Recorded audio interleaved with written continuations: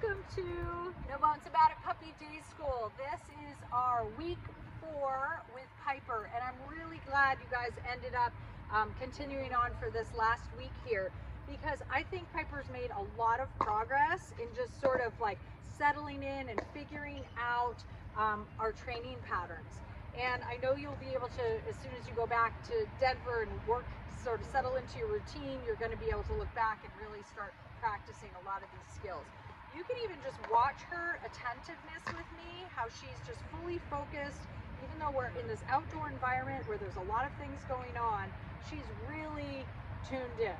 So I'm going to quickly review some of the skills that we've been working on. Starting with our week 1 foundation skills of name game, which is whatever you're doing in your world, if I say your name, you stop what you're doing, you look at me, and you find out what I need. That is our top skill that I work on all throughout my advanced level stages of training, because Piper, yes, because your dog cannot be too good at this. If I get out on a trail, if I get in a place where there's lots of other dogs walking towards me, I wanted that dog to focus on me and not everything else. So name game is not something you can overdo or over practice or go, yeah, my dog's perfect at this, I don't need to work on this anymore. So name game, say your dog's name, they start to turn their head, you use your marker word yes. The minute the dog does the right thing, which in this case is turning their head towards you, and then as they make their way, you're going to reach down, grab their collar, and deliver their treat. All right, so let's really quickly let's see what this looks like. Up, up, up. Go find it. Piper, yes. Good job. Got a little distracted there by a few other things. Ready? And I do the go find it game simply just as a distraction to get the dog to move away from me. The dog's already sort of sniffing around, I don't have to do this, but it also adds an element of fun to it. Like, let's go search for something yummy. Go find it. Piper! Yes! Good job! Good job! Alright, so name game. Our secondary thing we worked on from week 1 is our hand targeting. Touch! Touch! Touch!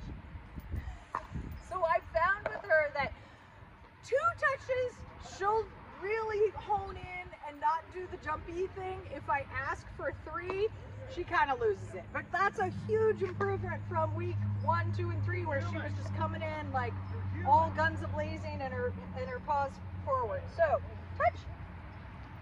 If I don't get that touch, I'm not going to continue to hold my hand out there. I'm going to put my hand away, and I'm going to try it again. Touch. Yes. So at no point, it's sort of like repeating a cue. If I said name game, if I was working on name game, I said her name and she would look at me, I'm not going to continue to say, Piper, Piper, Piper, and then she looks at me the 5th time and I say yes and she gets cookie. That undoes our training. Same thing with hand target. If I put my hand out and she doesn't come, immediately boop her nose onto my hand, I'm going to put it away, figure out if I can make it easier for her to be successful. Touch. Yes. And maybe don't keep adding multiple hand targets, at least not more than 2 for a while till she gets really good. 2 touches. Girl. Very nice. All right, then we were working on our sit and down and adding longevity, starting with down.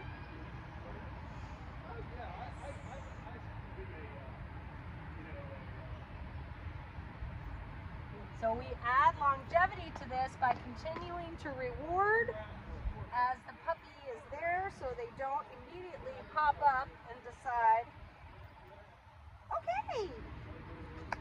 So we use that release cue to tell them that they're finished. So when I'm working on down, I'm always going to add multiple treats to try to get the puppy to practice the beginnings of stay. Don't move. Hi, what are you doing over there? Down. Nice. So I can hold off on my reward a little bit now that she's better.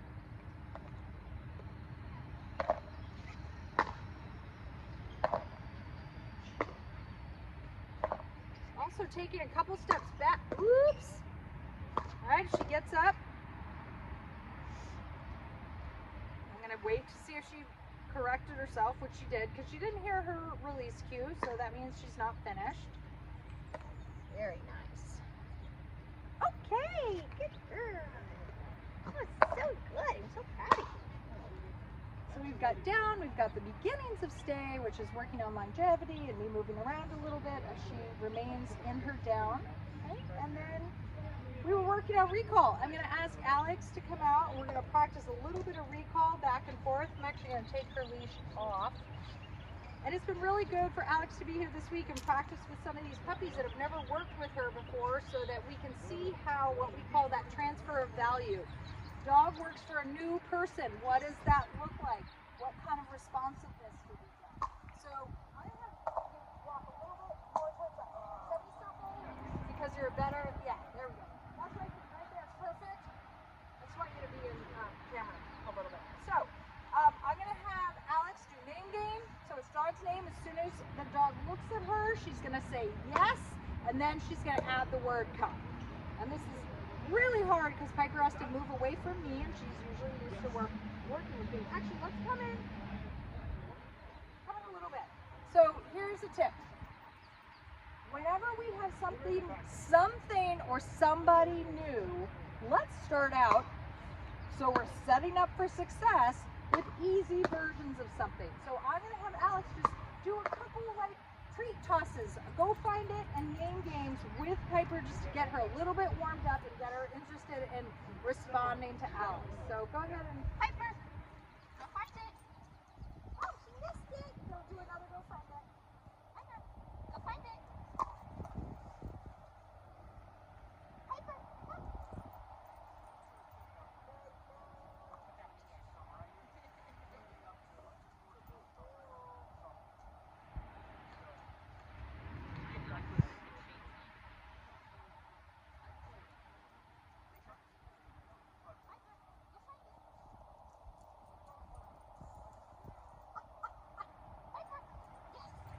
come. Okay, so we did a couple little go find it's. Again, we're always trying to set up for success. So this time, when she calls, yes, so good, so fantastic. All right, so I'm going to call her this time, and then we're going to do a few recalls back and forth. Piper, yes, come. Yay! So I could double down on my rewards by, I still only have 3 treats, 3 pieces of kibble, but see how long I'm making them last and telling her what a great girl she is. All right, go ahead and call her. Piper, yes, come. Good girl. Our saying is fabulous rewards get fabulous recalls. So Piper, come. Yay! So we've got a mix of some kibble, we've got a little bit of string cheese, a little bit of roast chicken. Ow, that was my finger. You little monkey. All right, go. Piper. Yes. Come. So great to practice out and about with different people, so her responsiveness is really good. All right, finally we have our rewards on leash manners. Piper. Yes. So again, we're setting ourselves up with our puppy on our left, sitting, facing the same direction. I would highly recommend that as she starts to, well, even right now, I would get her a harness that clips in the center of her chest. I use normally Easy Walk harnesses, but they make a lot of different harnesses that are more padded. They might have clips in, you would have a clip that goes in the center of her chest, like right here, and some of them also have the clips on the back. But for walking purposes and teaching your puppy not to lunge forward on leash, we really like that front clip harness. So I would recommend that as you start to get out and about, that you get one of those. Yes, good girl. Again, we're just, let's go.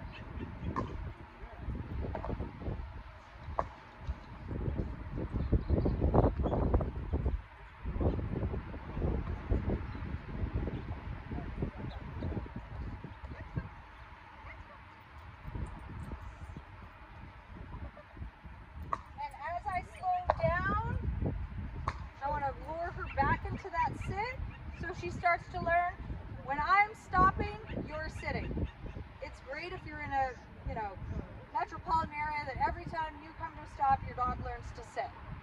Okay, good girl. So that's so many things that she has learned in such a short amount of time. I wish you guys all the best success, and please reach out with any questions as you guys get back and settled into your new environment. Take care, and we'll talk soon. Bye.